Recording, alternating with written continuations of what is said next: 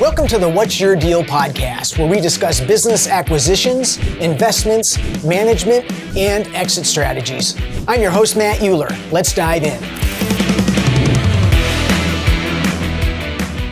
Well, welcome back to another episode of What's Your Deal. I am honored to have a friend and business partner here with us today, Jay Koller. And Jay and I bought into a business together back in September of 2019.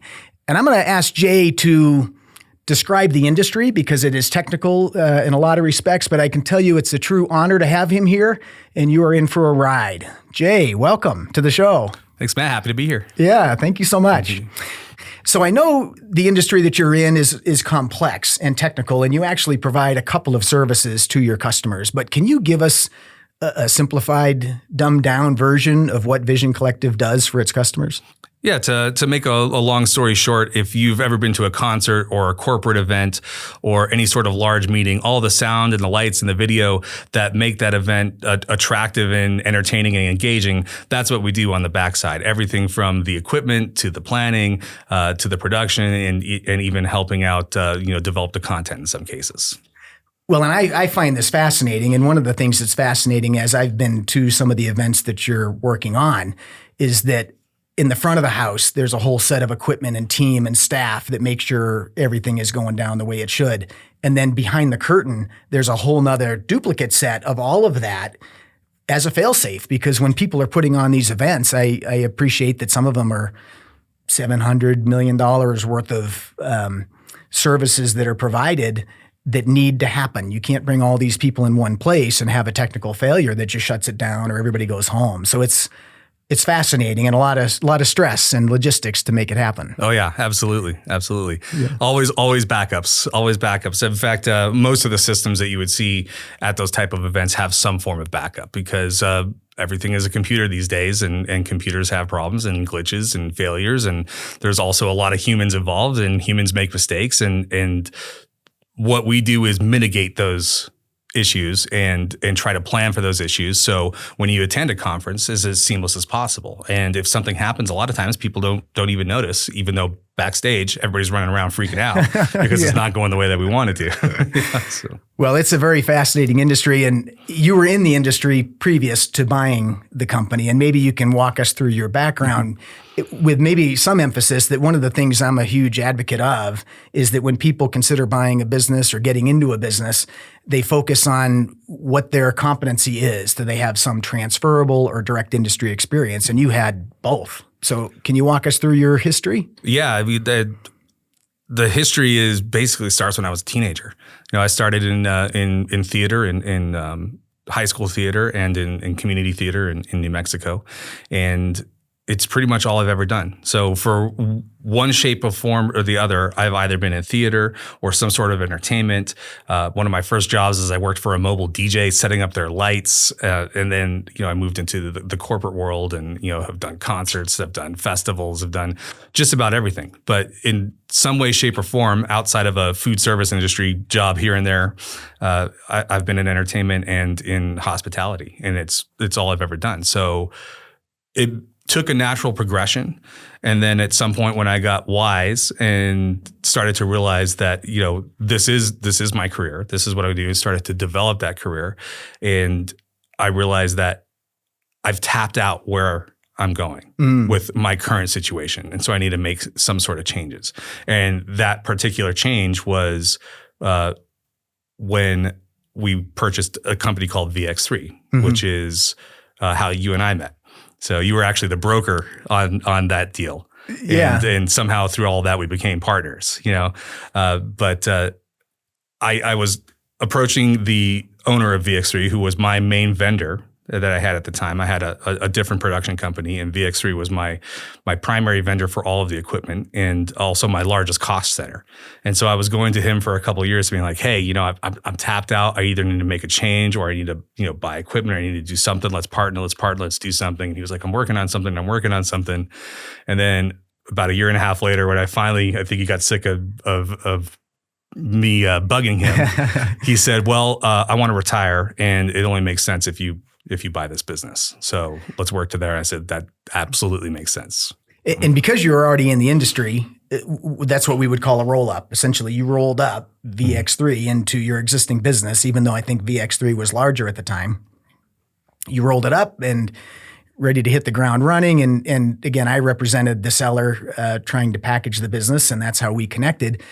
And we'll dive more into the partnership piece, but I think just from a strategic standpoint, it made sense to bring on some partners to complete the acquisition, and that's how we connected. That's correct. It's an incredibly capital intensive business, and it's definitely not for everybody.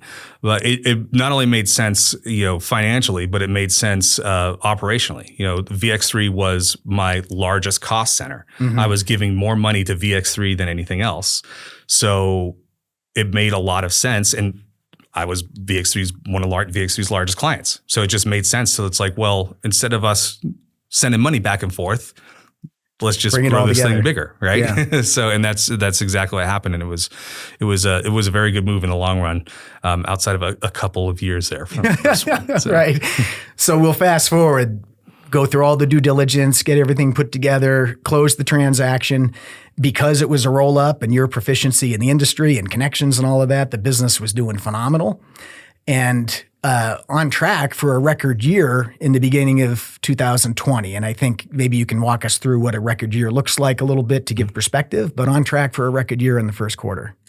Yeah. So when we were looking at the business, I think VX3 for the previous 5 years was somewhere between $4.5 and $6 million, depending on the year. And this business is very much an ebb and flow business. And it's also very economically sensitive. So, we've gone through so many economic hardships, the housing market crash, 9/11 was a huge hit for our business because nobody was traveling, anything hospitality, anything, economic affects our business drastically. It's because, it's business to business. So when corporations need to save money, we're the first thing to go. Okay. So it is very sensitive, and it's very tough. And VX3, I think we were probably about $1 million, maybe $2 million of their revenue. Okay. So I figured, okay, if they're doing, $5 to $6 million, let's call it $5.5 million on an average over the past 3 years, and $1 million of that is us. Your former company. Yes. Yep. Yeah. Then I think together we could be, easily a $6 or $7 million business out the gate. And we purchased that with the intention of making a $10 million business within 5 years. Which is a lofty goal, but an attainable goal based on where the company had been and your former company. I think it was absolutely obtainable. And to answer your question, yes, we were on track. So I think we closed on, was it October of 2019, if I remember correctly? So we had the latter part of 2019, which was basically figuring out who's what goes where, how to run a business, how to get the staff to stay, how to, get our existing clients comfortable with me running the business, which was surprisingly easy.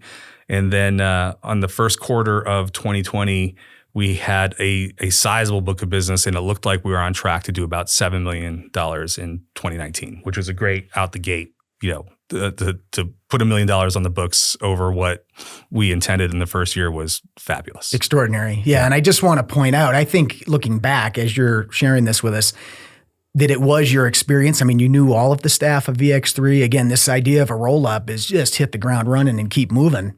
And that's exactly what you did. And the momentum was definitely behind you. And then something came along called COVID. Yeah. Yeah. It's I know where this conversation's going, and there will be tears. I'm just warning you right now. Well, and there should be, for COVID-19 as it becomes more and more in our rearview mirror. For those of us that felt it the way it came about, you talked about your industry having ebbs and flows. I don't ever remember a time in my business career where everything came to a full stop. And when you're in the industry that we were in at the time and still are, where you're bringing thousands of people into a room for an event, and Vision Collective is the company that's putting on that event, a 6-foot distance between people means that our business came to a full stop. And I'll just say that I remember, and it's one of those times in my life, we all have situations that show up where we remember exactly where we were and exactly what we were doing when we got the phone call. And I remember COVID was kind of this weird thing, and masks and no masks and all this stuff but nobody really got the significance of it until the beginning of March. Mm-hmm. And I remember March 8th, exactly where I was standing when you called me and said, we got a problem. And at the time, my memory is what you told me was that in the past week, we had lost $3.5 million worth of pending events. And in our world, that's almost the full stop. And I think you shared that actually ended up becoming $4 million worth of events by the time the week was done that were just gone. Yeah. To say the rug was pulled out from underneath us is the most understated of understatements. I mean, it was full stop. And not only was it full stop, with the regulations and what the government was doing at the time, because nobody really knew what was going on at that time. They essentially made our business illegal. It wasn't just that people weren't doing events. It was that we weren't allowed to do events. Yeah. So they essentially made our whole business model irrelevant overnight.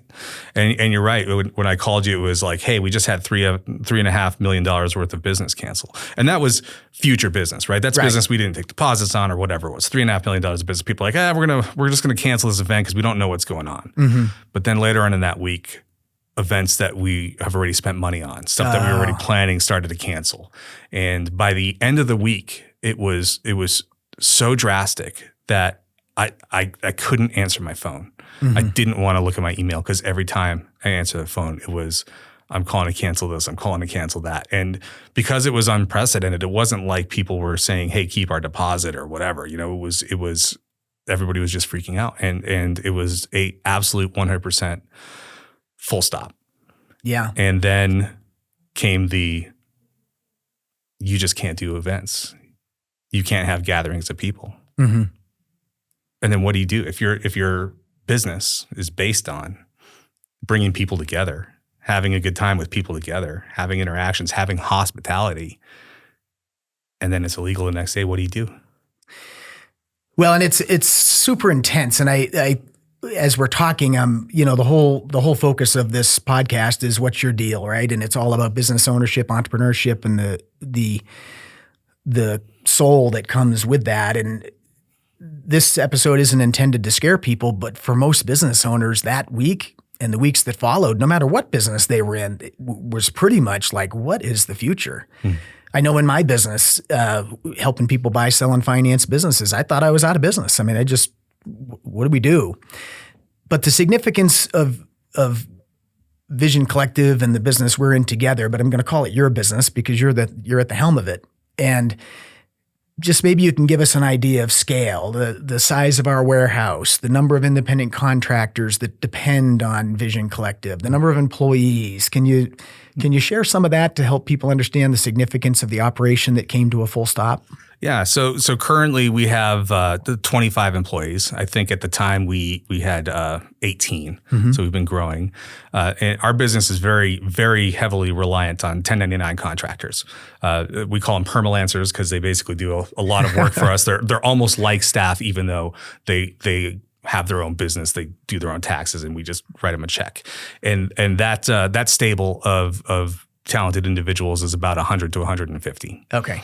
And we've got almost 30,000 square foot warehouse, which hopefully by the end of the year will be a 50,000 square foot warehouse, right. And 4 semi trucks and just a massive scale of cost outlay. Mm-hmm. So before we even get to open the doors each month, we're spending almost $200,000. So to have something stop and then all of a sudden no revenue, because the whole game is about cash flow. Mm-hmm. It's all cash flow, which I'm sure we'll get into. And I've heard you talk about on the podcast before.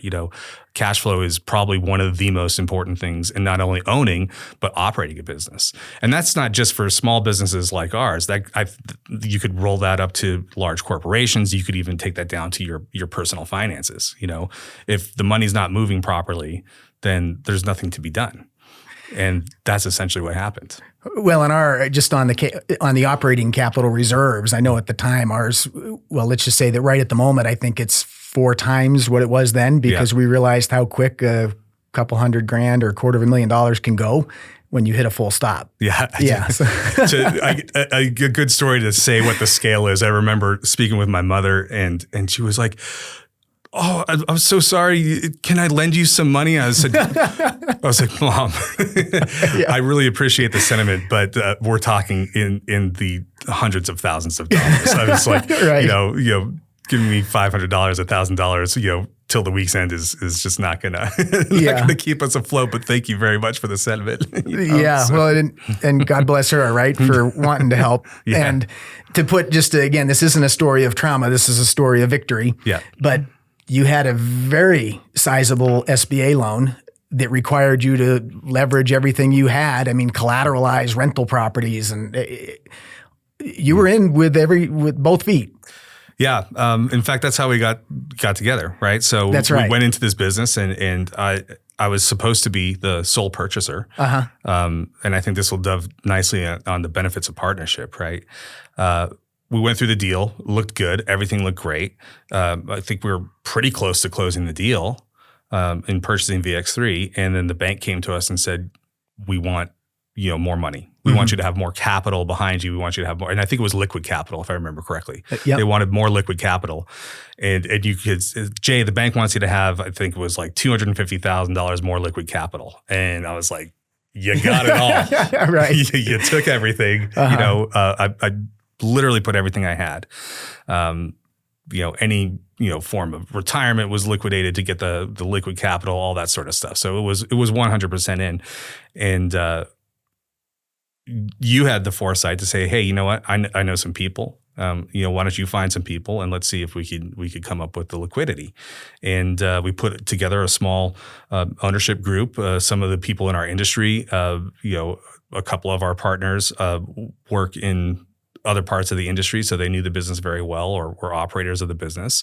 And then some people you just told the story for and wanted to be involved with us, and we were able to come up with this great partnership, and this liquidity issue went away. And it turns out that was probably one of the best things that could have happened. That's interesting. To leverage the partnership that some of the talent that brought that, months before the deal, we didn't even know.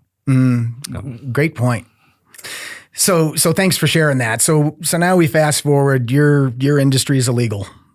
What do you do? And I remember some of the things you did, but just again, maybe you can share with us how you worked your way through that. And I'm going to go back to an episode we had previously where we were talking, interestingly enough, with an MMA fighter and him talking about fear and adversity and loss and how he deals with it in his very amplified mixed martial arts world. And then we applied that to business. But I think in that dynamic, you were in a fight, right? And you had to work your way through all of those things. So would you mind sharing that with us? It's a great episode, by the way. Thank you. If you haven't seen that episode, you should definitely check that episode out. I think it was a 3-parter, right? It was a 3-part. There's a lot of content there. Yes, thank you. It was definitely a fight. And, I can't explain it. I think I worked harder and worked more hours during COVID when we had no business and nothing to do, because I would literally just stand in front of my computer or pace around the house and just be like thinking of every little tiny anything that could just make a difference. Like, what else can we do? In a way, we were very lucky, maybe we had some sort of insight. Me and Paul, one of our other partners, was already working on virtual computer stuff. Right. We thought there was a way to bring in, cloud computing into the world that we are, which is physical and in person, and use the computing power of cloud computing to augment what we were doing on site. So we already had a little bit of a toe into the virtual world. Little did we know that virtual world would have been one of the things that saved us. So when everybody was trying to figure out how to use their 30,000 square foot warehouse to make virtual events, we were having people in front of a laptop, and we were using data centers at Amazon to do virtual events. And I think we were one of the first people to do that. It became very common practice quickly afterwards. And I remember when we were building that stuff out, a lot of people were like, "How exactly are you doing this?"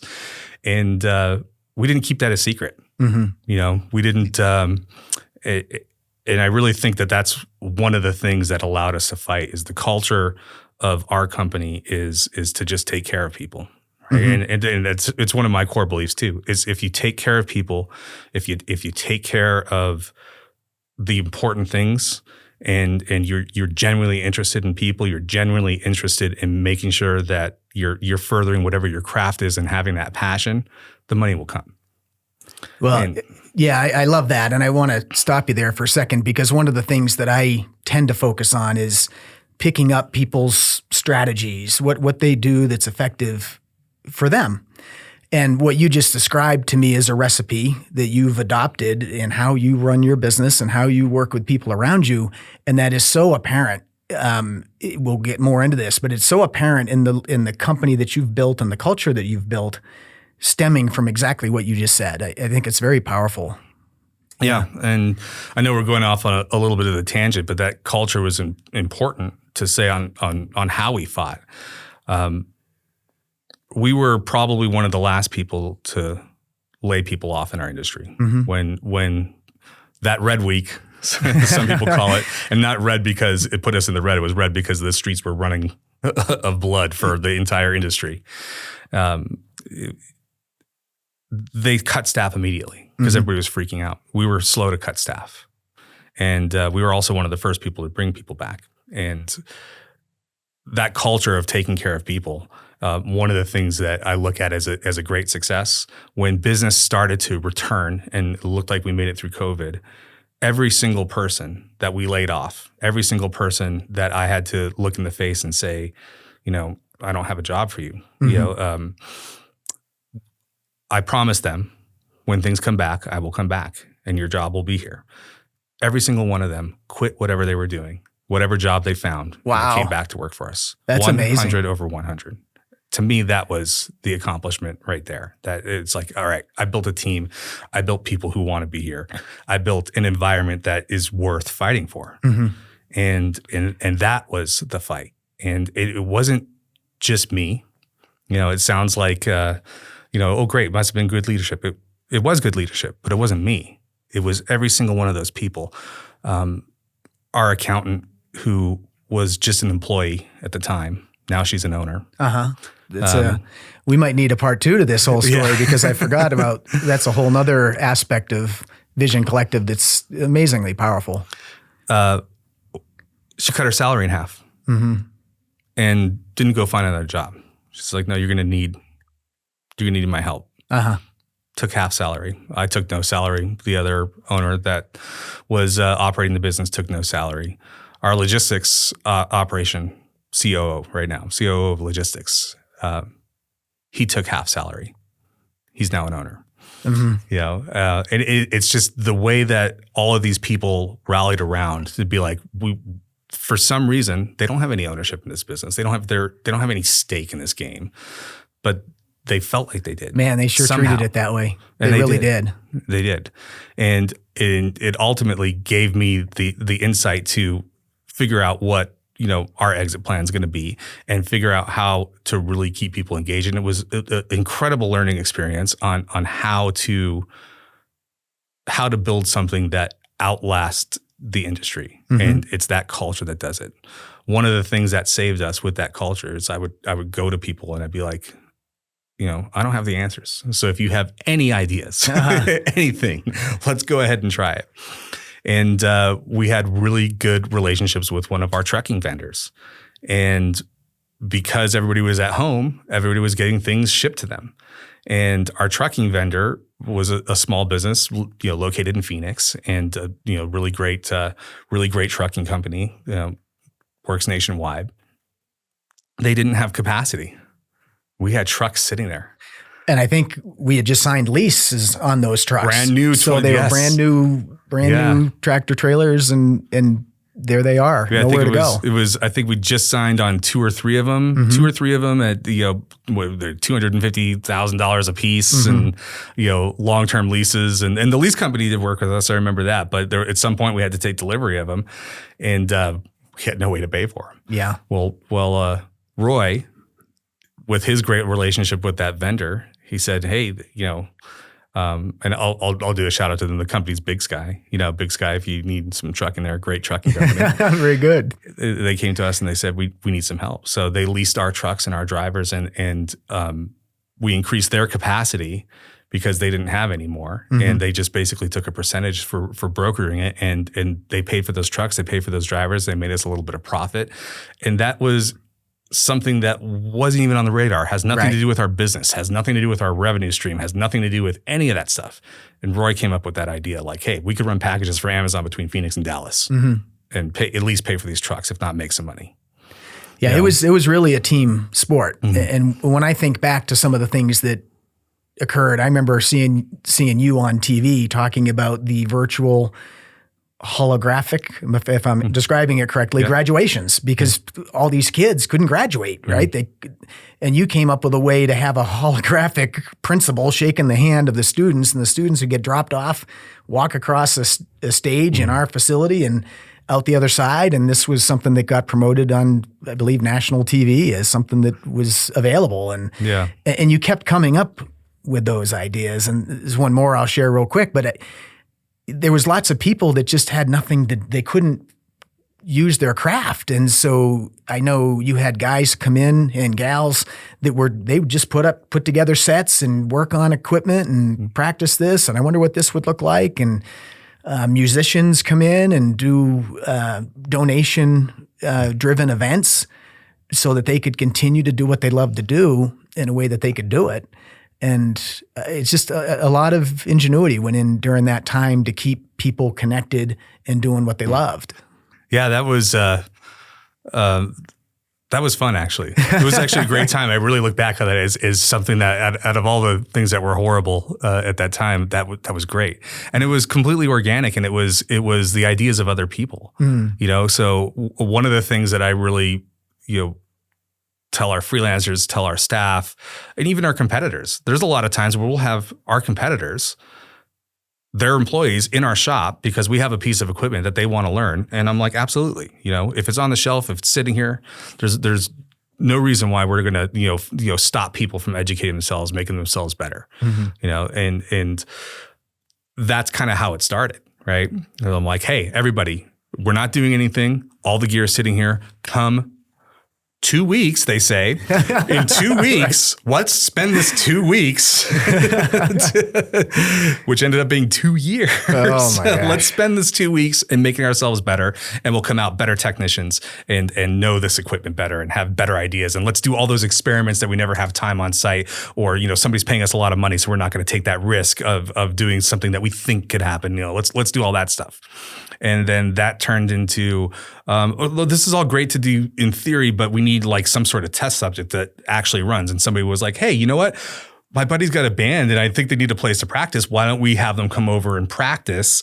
And, we could, while they're practicing, we could use this filming technique, or we could do this, that, and the other thing. And then one of our other partners came in and said, hey, we got all that LED stuff sitting there. Why don't we, set it up in the warehouse? It's a great time to, figure out some of that stuff. And so then all of a sudden they ended up with an LED wall, and then the lights went up, and all of a sudden, next thing you know, we had this giant sound stage, and then we were doing concerts and benefits and all sorts of stuff, like sometimes 2 or 3 in a week out of our warehouse, and then broadcasting it on Facebook and YouTube. And I think it's all still on YouTube, some of the past concerts. But then it was also, things, like benefits, like one of our employees, is big in the LGBTQ community, and he came to us and he was devastated because I guess he looked forward to Pride Week, all year. And I was like, well, what do you need for us? He's like, can we do our thing here? So that's what we did, and we did all this for free. We did it for nothing.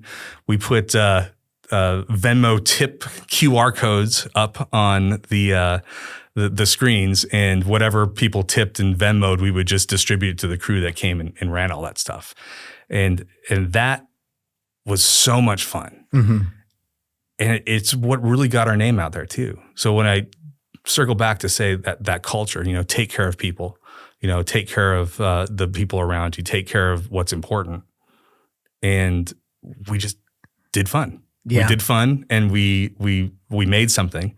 And then when stuff started to come back, people remembered that. It came around, yeah. And so it came around. Yeah. Well, and some of those musicians, I don't know them well, but my guess is that they had never had an event like your team was able to put together for them. So for them, it was a huge recorded concert with amazing technology that was brought to the table. So absolutely. If one of those bands were to pay us to come out and give the level of programming and show that we gave to them, it would have been in the hundreds of thousands of dollars. Mm-hmm. So some of these local right. bands have never been on a stage, outside of a bar, right? So to have professional broadcast cameras recording them, professional audio recording, big LED screens behind them, professional lighting, a lot of them used a lot of that as the promotional items, later. So it didn't just benefit us in the long run; it benefited a lot of people. Yeah. And it should, because those people gave their time, they gave their effort. And I just remember a lot of the comments of oh, thank you for giving me something to do on a Saturday night. Because people were just, the mental stability of people was so rapidly declining. Yeah. And just to have something where people could connect was great. Yeah, it was quite a time. And I know from a logistical standpoint, or from maybe let's just say a practical standpoint, some of the things that saved our bacon were our landlord had an opportunity to sell our building. Mm-hmm. And so with the sale of a building, you were able to find a new building and negotiate a pretty substantial amount of free rent as part of that new lease that we were going to get into. So again, the rent, our occupancy expense for our company is very, very significant. So to have 6 months of free rent gave us some breathing room from that overhead. We had negotiated with our lender who you reminded me before we started recording today that our lender literally had us on a watch list and they just fully expected they'd be writing us off because there was no way on the planet that our business and our industry being so newly acquired was going to get to the other side of this. And so we had some forgiveness there and at the time there was also PPP and EIDL loans and things like that. So we took advantage of everything we could.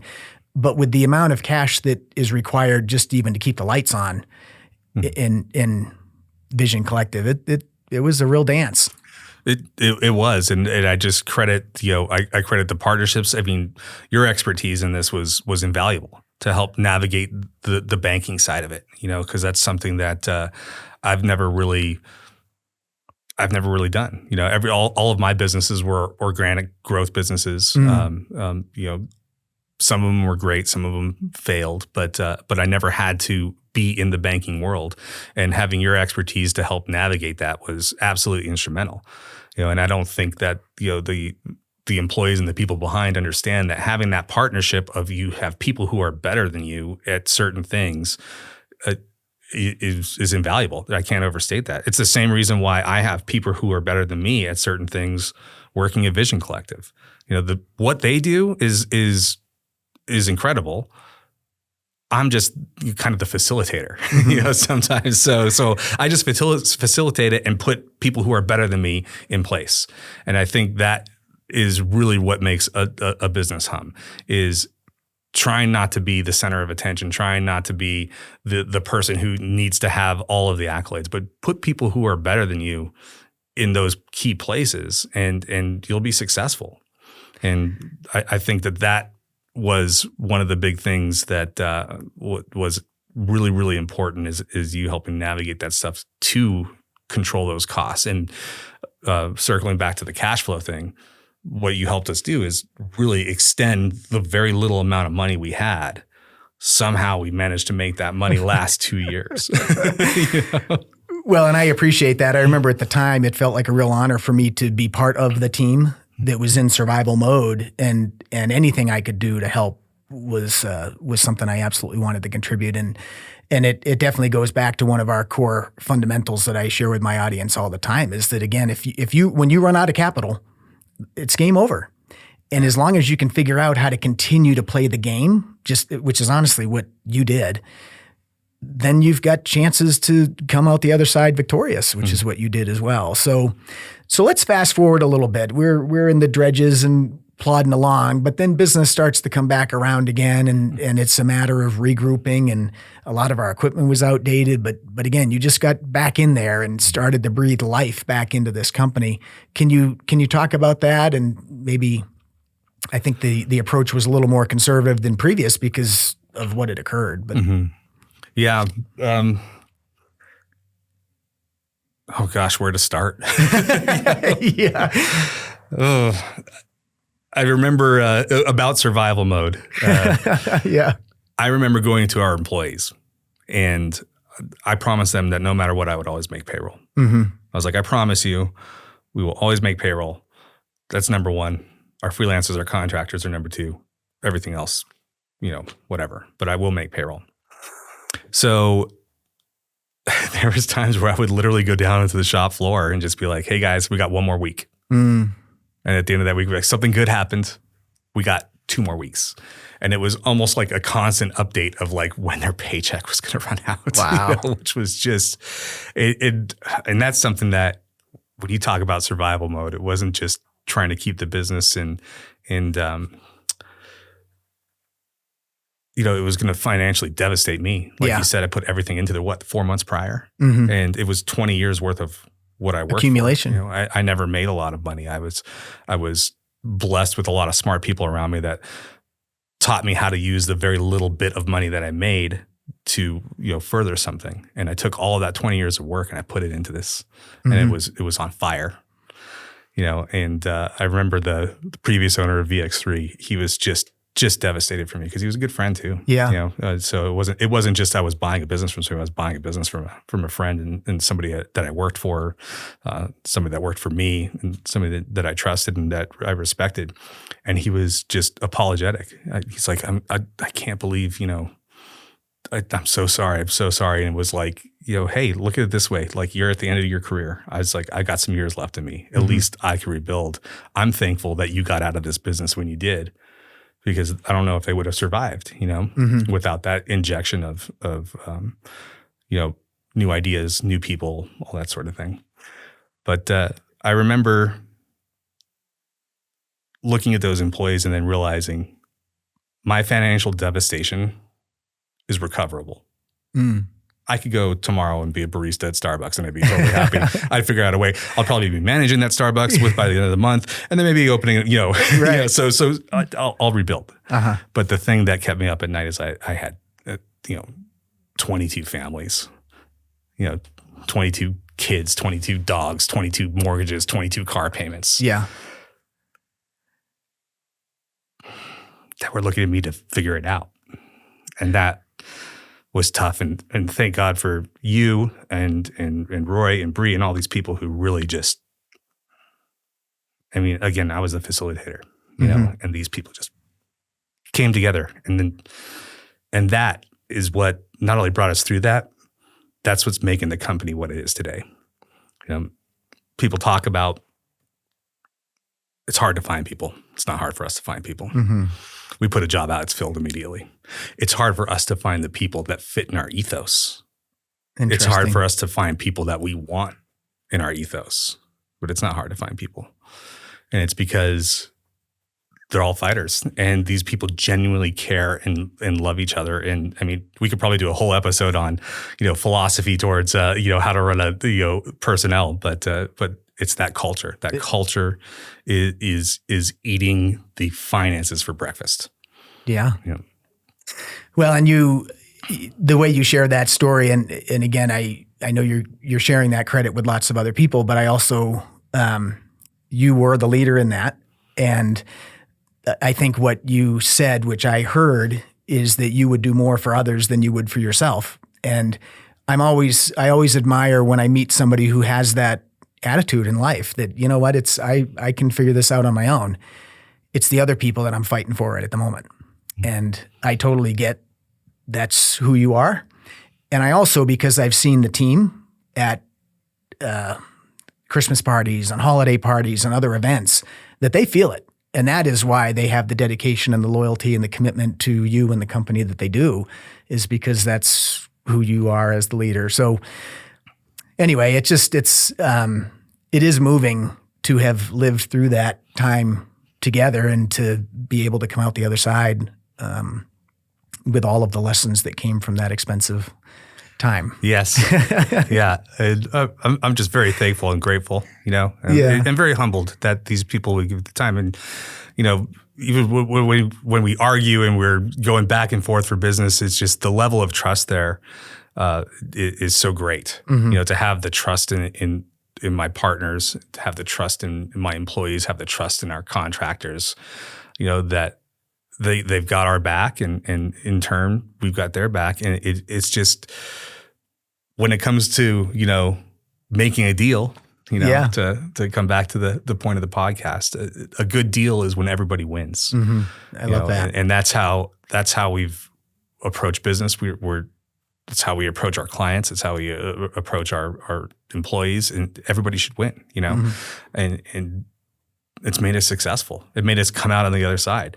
And now what? We not only bought VX3, I think we've acquired almost now 3 smaller companies that we've kind of brought into the fold over the past of COVID and stuff like that, So I remember Roy's like, why we don't have any money? What are you spending on? I was like, if we're gonna go down, we're gonna go down on fire. Let's do it. Yeah. So, but it worked out. It did. But it also worked out because the deal was good.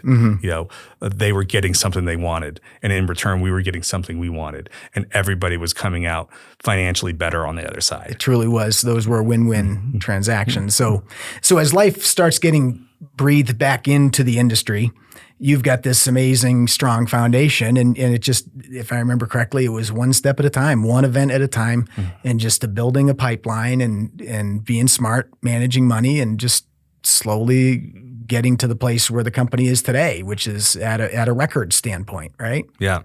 So the goal, if you remember me saying, was $10 million in 5 years. COVID took 2 years out of that. Well, this year will be 5 years since we made the purchase, and we're on course to do 11 million this year. So we met the goal and exceeded the goal. And I think that's incredible. And it's a testament to the people who put in the hard work. And it's a testament to the people who built this business, because we essentially lost 2 of those years. So for all intents, I'd say we met our 5-year goal in 3 years. It sounds like it to me. Yeah. With really what should have made the business just be gone. Yeah. And it's amazing that it's not. And so what's the next 12 months look like for you? What I see people go through trauma and struggle, and it's hard to then become a visionary again. But I've always known you to be a visionary. So what's on Jay's radar for the next? Well, for the immediate 12 months, when it comes to Vision Collective, I'm going to try to make it strong and self-sufficient. We're hiring a lot more project managers. We're hiring a lot more business development people, and I just want to make the business like, yes, we're doing really, really good, and we came out on the other side, and we're very busy, and we're very all of this stuff. The growth is there, all that stuff. So I want to take advantage of that, and I want to make sure that this company stays healthy. It's really, really easy to say, oh, now we have all this, stuff coming in. Let's go out and take on a bunch of debt so we could grow this company, this exponential thing, and we're going to make a bunch of money. But that kills your cash flow. It happened for September 11th. It happened in the housing crash. It happened, in COVID. There's always something. So to make this company healthy, to make this company where the next time something like COVID happens, we have the infrastructure, the wherewithal, and the knowledge to be able to weather that storm and make sure that we're, keeping an environment where people know that their job is going to be there and that they're able to make, good decisions because they know that we're going to last that. So strengthening the company, that's number one. We are looking at staying in the same business, but having a little bit different revenue stream. So a couple different avenues. There's so many facets to this business and niches. So we've been working on our own in-house webcasting system, which has been terrific. That was a COVID start. We started working on our own system, and it's been terrific. So we could easily deploy hybrid events, at no cost to us, and it's all ours that we own.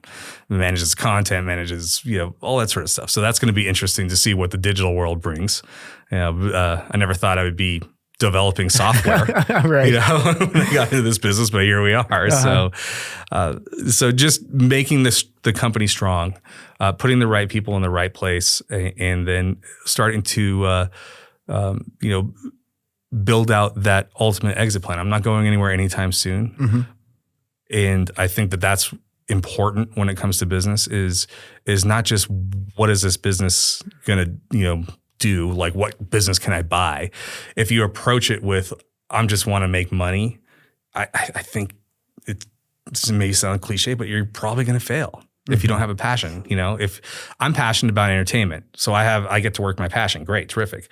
Having passion doesn't mean you have to be passionate about whatever it is you do. You just have to have the passion, right? Mm-hmm. I mean, there's a lot of landscapers out there that, are terrific business operators. Well, I don't think they're passionate about dirt, but they're passionate people. They're passionate about their employees, or they're passionate about, building something or whatever. The end and they're successful. product, the end product, something, right? So having that passion is super important. And I want to instill that on the people that work with me, because I think that exit plan is important too.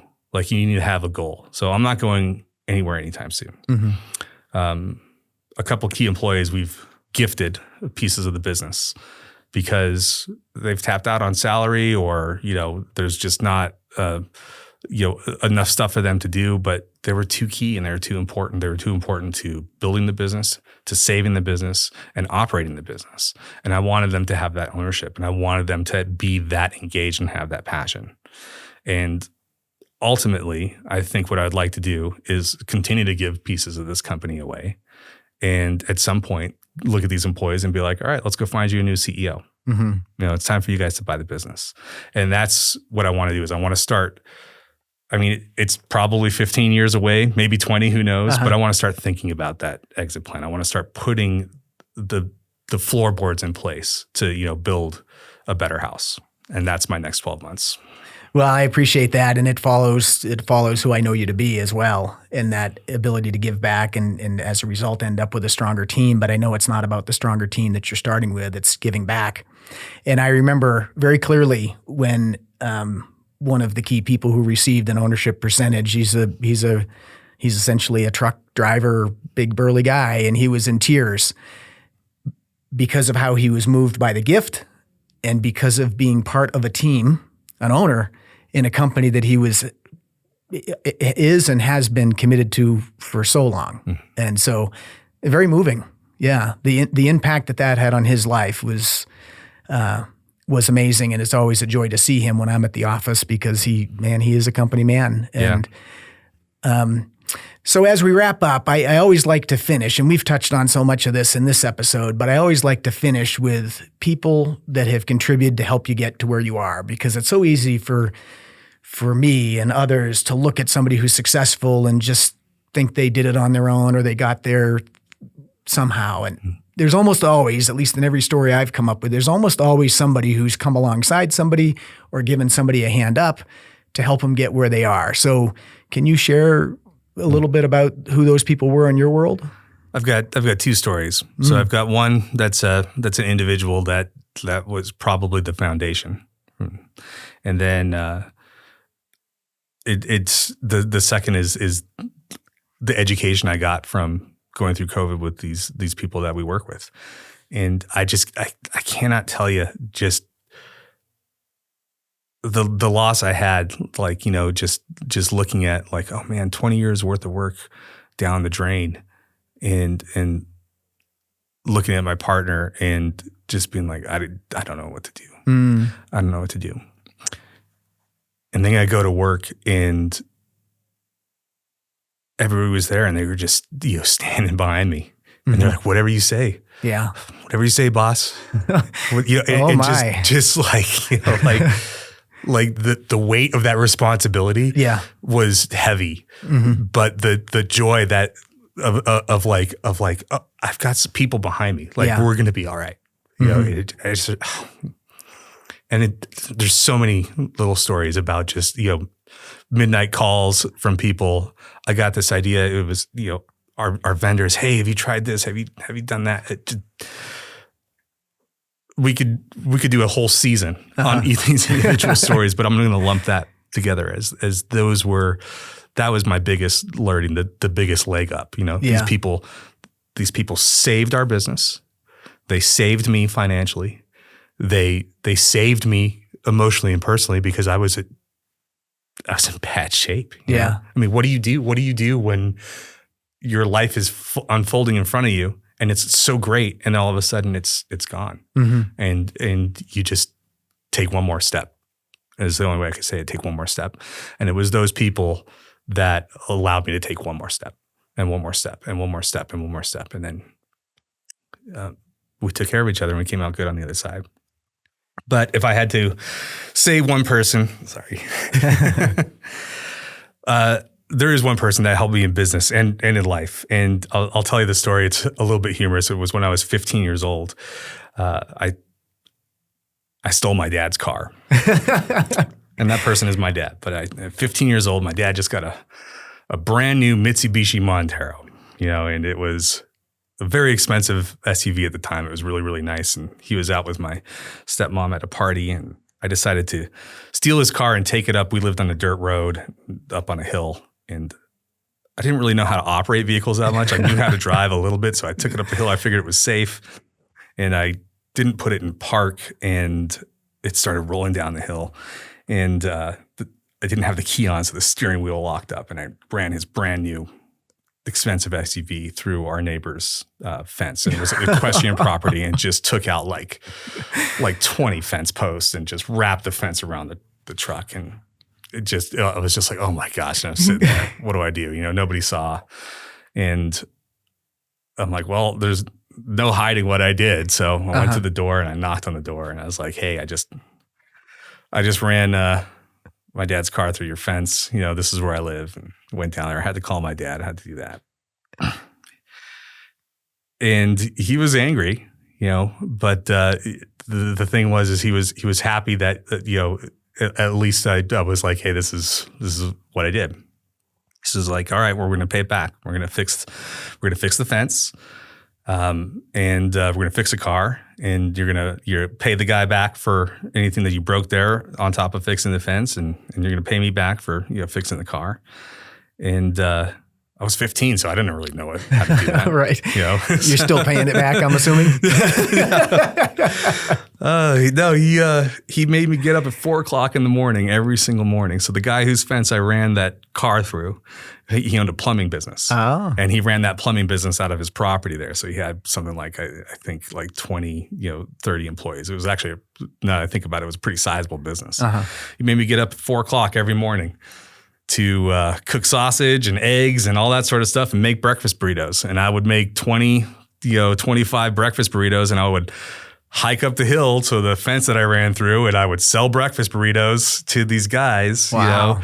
At like $3 a pop or whatever it was. And then after they were all done, in their plumbing trucks and off, and all my burritos were gone, I'd start fixing the fence. But my dad was there the whole time. Wow. By your side.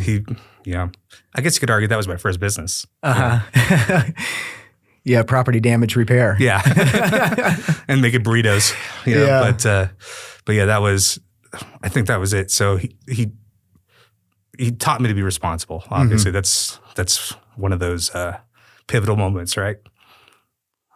But he taught me what it's like to be an entrepreneur. So I got to see like, hey, I'm making these burritos for $3, but they're only costing me $1. Like, that's pretty good. Like, I should just make burritos. Like, why would I go work? My summer job was I worked at the other end of the street and a vineyard shoveling mulch. And it was horrible. And there was spiders, and I hated spiders, and I hated mulch, and it was hot and it was miserable. I'm like, why don't I just make burritos? Like, why am I working for this guy when I could be making burritos? So it put that entrepreneurial spirit in. And I think that's just the way that he was, because my brothers are the same way. So both of my brothers own their own business. My youngest brother owns a brewery there with my dad as a partner, and my middle brother is in the same industry as I am and owns his own film company. And it's just been it's been interesting. So I think that was the leg up and the origin story, I guess. Well, I appreciate that. There's so much in everything you share, but I go to, you had this major adversity, which was a huge mistake, and your dad stuck with you, came alongside you, and turned it into a learning opportunity that helped build who you are today, which I see came through during the COVID crisis and some of those struggles. So that's an amazing hand up, and who better to deliver that than your dad? Yeah. Yeah. I count my blessings. I'm very lucky. I've been very blessed with just terrific people in my life, and I appreciate you letting me tell the story. And you're one of the blessings too, Matt. I mean, having a partner that understands how to navigate the business world is so important.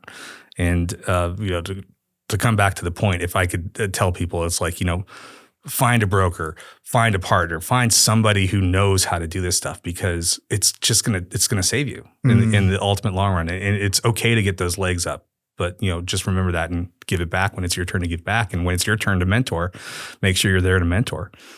Well, it's powerful words, and I really appreciate it. I have valued our relationship from the beginning, and it's been very much mutual. So yeah, so thank you for being here and for sharing your heart.